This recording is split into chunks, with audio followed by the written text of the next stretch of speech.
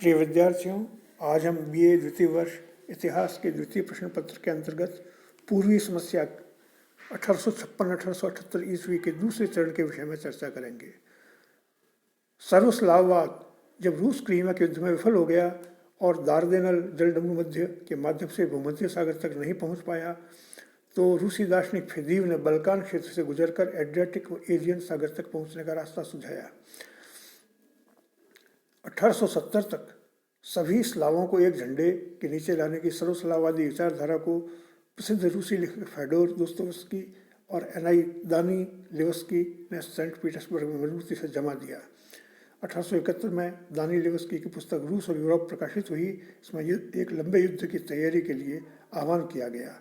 इनका मानना था इससे स्लाव जाति को केंद्रीय व पूर्वी यूरोपीय में उचित स्थान प्राप्त हो जाएगा। इसी समय बल्कान में राष्ट्रवाद का उदय हो गया था। तुर्की के युद्ध प्रिय मुसलमानों ने पूर्वी यूरोप में बड़े भूभाग पर कब्जा कर लिया था।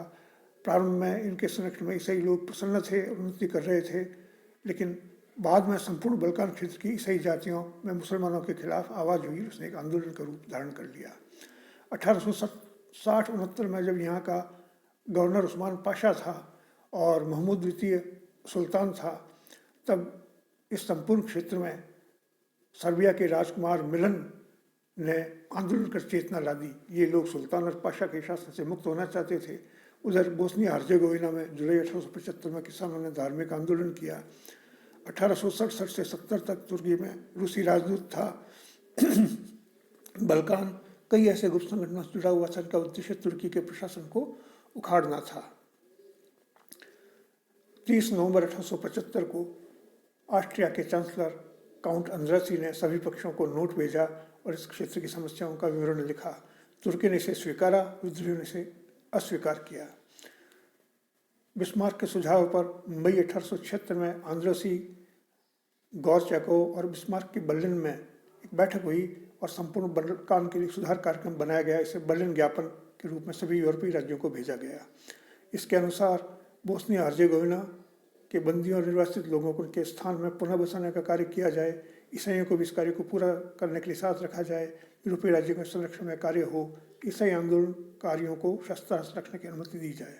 इंग्लैंड को नहीं बुलाकर सम्मेलन की सदस्यों ने भूल की थी, अतः शांति का यह प्रयाग असफल रहा। इसके बाद तुर्की के युवा तुर्कों के नेतृत्व में गुरता और अधीरता दिखाई दी और बुल्गारिया के मुख्य नगर व बंदरगाह सलोनिका में फ्रांसीसी और जर्मन वाणिज्य दूतों की मुसलमान भीड़ ने हत्या कर दी। सुल्तान के दौरानी वजीर मोहम्मद नाजिम की भी हत्या कर दी गई। इसके स्थान पर युवा तुर्क मिद्दात पाशा को वजीर बनाया गया। यह घटना बुल्गारिया हत्याकांड के नाम से जानी जाती है, जिसके अंतर्गत युवा तुर्कों ने क्रूरता के साथ करीब 15,000 ईसाई किसानों की हत्या कर दी। इस बुल्गारिया अत्याचार से इंग्लैंड और फ्रांस भी चिंतित थे। सर्बिया और मॉन्टेनीग्रो ने परिस्थितियों से लाभ उठाने के लिए 1876 में बोस्निया और हर्जेगोविना के किसानों की सहायता तुर्की से युद्ध की घोषणा कर दी। यंग तुर्क आंदोलन ने बड़े प्रभावशाली ढंग से युद्ध का संचालन किया। 8 जुलाई 1878 को रूसी व ऑस्ट्रियाई प्रतिनिधि रोकहेड वही में मिले और उन्होंने अंद्रासी नोट तथा बर्लिन ज्ञापन पर आधारित एक समझौता किया। 23 सितंबर 1876 से 30 दिसंबर 1876 से 30 जनवरी 1877 तक कुस्तुनतुनिया सम्मेलन हुआ, जिसके अंतर्गत अब्दुल मजीद द्वितीय और मिद्दात पाशा ने प्रयास किया कि युद्ध टल जाए। वे ईसाइयों को धार्मिक स्वतंत्रता देने पर भी तैयार हो गए, परंतु तुर्की संसद, जिस पर युवा तुर्कों का अधिकार था, इस प्रस्ताव को अस्वीकृत कर दिया। 6 मई 1877 को डिजरेली ने रूसी राजस्व वालों को चेतावनी दी कि रूस को मिस्र तथा स्वेज नहर से दूर रहना चाहिए। 21 मई 1877 को रोमानिया ने तुर्की के विरुद्ध युद्ध की घोषणा कर दी। 27 जुलाई 1877 को तुर्क स्थित रूसी राजदूत लियार्ड ने भी अपनी सरकार को तार भेजकर बताया कि सुल्तान कुस्तुनतुनिया को छोड़कर कभी भी जा सकता है। अंततः रूस की सेना कई महीनों तक फंसी रही। अंततः 10 सितंबर 1877 का पतन हो गया। 20 जनवरी 1878 को रूसी सेनाएं एड्रियानोपल तक पहुंच गई, जहां से केवल तुर्की का कुस्तुनतुनिया 160 मील की दूरी पर था। 1 जुलाई 1878 को तुर्की ने रूस की कड़ी शर्तों को मानते हुए युद्ध विराम की घोषणा कर दी और 3 मार्च 1878 को सॉन स्टीफनो की संधि हुई। इसके अनुसार तुर्की से युद्ध की क्षतिपूर्ति के रूप में रूस ने 1 अरब 40 करोड़ रूबल की मांग की। बोस्निया हर्जेगोविना में सुधार की रूपरेखा तैयार की गई। मॉन्टेनेग्रो तथा सर्बिया को स्वतंत्र मान लिया गया। एक स्वतंत्र बड़े बुल्गारिया को राज्य के रूप में स्वीकार कर लिया गया। रोमानिया की स्वतंत्रता मान ली गई। पेरिस की संधि में रूस को जो नुकसान हुआ था वह उसकी भरपाई हो गई। क्रीट, एपिरस तथा सेसली में सनी मांग के अनुसार स्वशासन स्थापित करने का आश्वासन भी प्राप्त किया गया।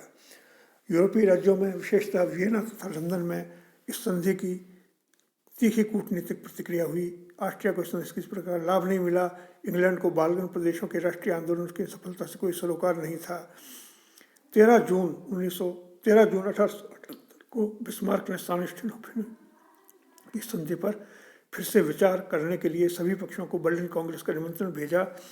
इसको सभी राष्ट्रों ने स्वीकार कर लिया। यह कांग्रेस नवोदित राष्ट्र जर्मनी के चांसलर बिस्मार्क द्वारा बुलाई गई थी, इसलिए इसका अधिवेशन बर्लिन में हो रहा था। इसमें इंग्लैंड का प्रतिनिधि डिज़रेली, सैलिसबरी, ऑडो रसल थे। रूस के प्रतिनिधिमंडल का नेता गोर्चेकोव था, पर इग्नेटिव ज़्यादा महत्वपूर्ण था। ऑस्ट्रिया का मुख्य प्रतिनिधि जूल्स अंद्रासी था। फ्रांस का एम वाडिंगटन एवं इटली का काउंट कोर्टी था। इनमें से हारे हुए देश के प्रतिनिधि के रूप में कार्थोडराय पाशा इटली का था। बर्लिन कांग्रेस में 13 जून 1878 को आरंभ हुई और 13 जुलाई 1878 को इसमें लिए गए निर्णयों को स्वीकार किया गया। इनके अनुसार बुल्गारिया को 3 भागों में बांटा गया। एक स्वायत्त प्रदेश, जिसे बुल्गारिया कहा, दूसरा अर्ध स्वायत्त प्रदेश, जिसे ईस्टर्न रोमेलिया कहा गया, और तीसरा मैसेडोनिया, जिसे तुर्की का अधीन रखा गया। ऑस्ट्रिया को बोस्निया हर्जेगोविना प्रशासन व्यवस्थित करने के लिए दिए गए थे। रूस को यूरोप में बेसर्बिया, एशिया में बतूम दे दिया गया। सर्बिया को स्वतंत्र राज्य मान लिया गया।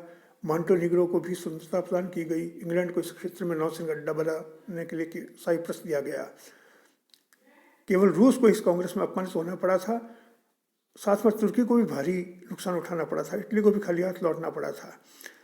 इसकी विभिन्न राष्ट्रों में जो प्रतिक्रिया हुई बर्लिन कांग्रेस की, वो इस प्रकार है। रूस में राजनीतिक उथल पुथल हुई, जनता में बड़ा आक्रोश देखने में आया।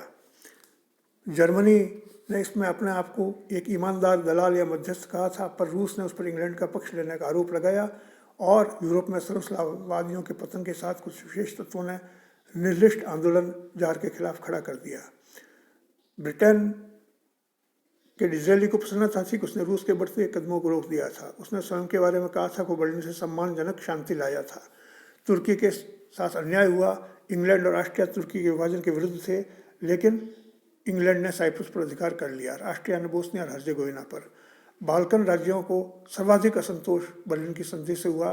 बुल्गारिया का जो विभाजन किया गया वो बिल्कुल अनुचित था। बुल्गारिया और रोमेलिया दोनों क्षेत्रों की जाति एक थी, भाषा भी एक थी। अंततः 1885 में बुल्गारिया के नेताओं ने बर्लिन की संधि विरुद्ध दोनों राज्यों का एकीकरण कर लिया। इससे यूरोप में संकट उत्पन्न हो गया। इसी तरह मैसेडोनिया ने भी तुर्की के खिलाफ विद्रोह कर दिया। रोमानिया से बेसर्बिया क्षेत्र रूस को दे दिया गया था। इसके विपरीत दुब्रुजा का अनुपयोगी क्षेत्र रोमानिया को दिया गया था। 3 सोनाटों का संघ भी बर्लिन कांग्रेस के कारण समाप्त हो गया। बाल्कन राज्यों की गतिविधियां आगे जारी रहीं। यह गतिविधियां 1878 से 1912 ईस्वी तक चलती रहीं। प्रिय विद्यार्थियों, इसके विषय में हम अगले वीडियो में चर्चा करेंगे। धन्यवाद।